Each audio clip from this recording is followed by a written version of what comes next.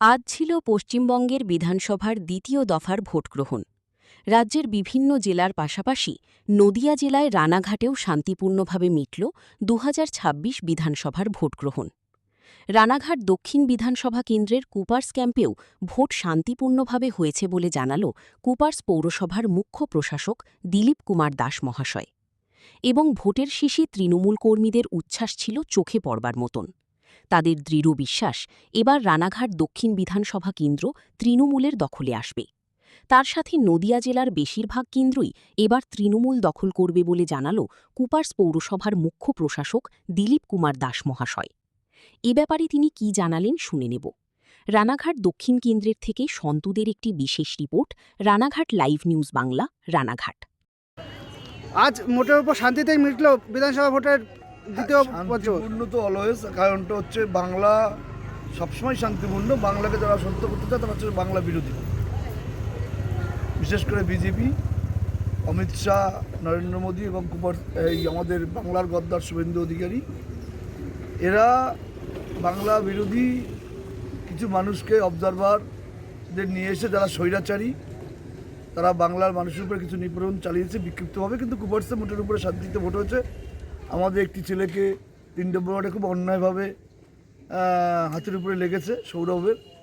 এছাড়া ভোটের উপরে শান্তিপূর্ণ ভোট হয়েছে। কত পার্সেন্ট পাওয়া যাবে বলে মনে হয়? আমাদের এখানে 92.50, মানে 92.5% অ্যাভারেজ গোল। শেষ আমি তো 4 তারিখ খেলা হবে, এই ব্যাপারে কি বলবেন?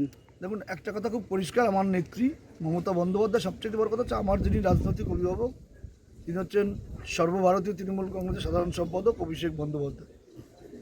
তিনি প্রথমেই বলে দিয়েছিল যে মমতা বন্দ্যোপাধ্যায় সরকার গত তৃতীয়বারে 2021-এ যে সিট নিয়ে এসেছি তার থেকে একটা সিট বাড়লেও বাড়বে।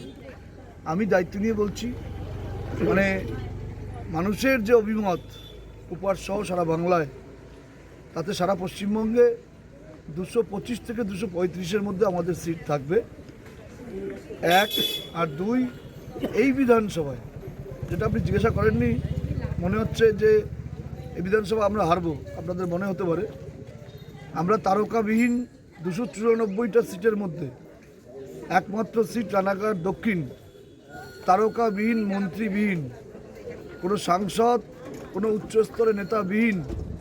এই যে দেখছেন আমার মায়েরা, বোনেরা, আমার ভাইয়েরা, আমাদের যারা আছে তৃণমূলের প্রকৃত যারা কর্মী, যারা মমতা বন্দ্যোপাধ্যায়কে, অভিষেক বন্দ্যোপাধ্যায় ভালোবাসে, তারা ভোট করেছে রানাঘাট দক্ষিণ 4 তারিখে সবুজ অবীর খেলবে। এটা খুব পরিষ্কার।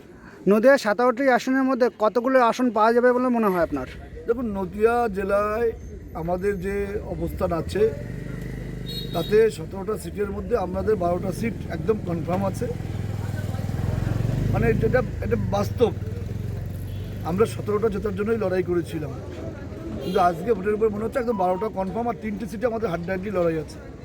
অর্থাৎ আমরা 15টার উপরে আমাদের একটা নজর আছে সর্বোপরি।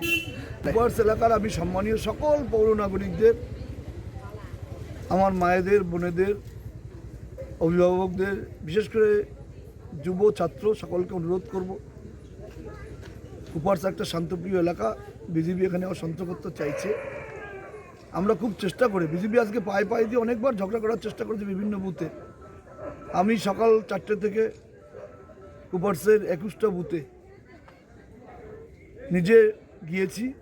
বিভিন্ন জায়গায় বিজেপিরা, বিশেষ করে তাদের লোক নেই 2-5 জন, শুধু ওদের একটাই ভরসা হচ্ছে সিআরপিএফ জওয়ান, তাদেরকে ফোন করে করে এনে আমাদের কর্মীদের উপর টর্চার করার চেষ্টা করেছিল। যাই হোক, সেটা হয়নি, শান্তিপূর্ণ ভোট হয়েছে। আমি চাইবো 4 তারিখেও কুপার্স শান্ত থাকবে। তবে এটা ঠিক অসহ্য হয়ে গেছে, বুঝতে পারলেন? খুব অসহ্য। মানে যারা সমাজে কোনো কাজে লাগে না, সমাজে যারা প্রয়োজন, তারা এসে বলছে পরিবর্তন চাই। এই প্রয়োজনদের যদি মানুষ কোনোভাবে ভাবনা চিন্তা করে, সেক্ষেত্রে তো তাদের দায়িত্ব। তবে আমি চাইবো সর্বোপরি কুপার্স শান্ত থাকুক। নমস্কার। ঠিক আছে।